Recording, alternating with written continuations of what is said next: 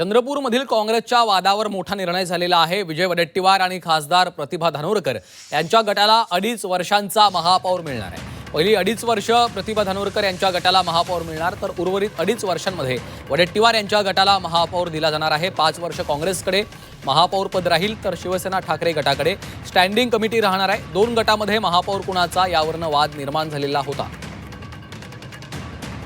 मनश्री पाठक आमच्या प्रतिनिधी सध्या आपल्यासोबत थेट जोडल्या गेलेल्या आहेत। मनश्री, चंद्रपूर महापालिकेमधला काँग्रेसमधला अंतर्गत वाद थेट दिल्लीपर्यंत पोहोचलेला होता आणि दिल्ली दरबारी आता यावर तोडगा काढण्यात आल्याचं समजतंय। दिल्लीतला हा वाद जेव्हा पक्षश्रेष्ठींकडे गेला त्यावेळेस दिल्लीमध्ये दोन्ही गटांचे प्रतिनिधी हे दाखल झालेले होते।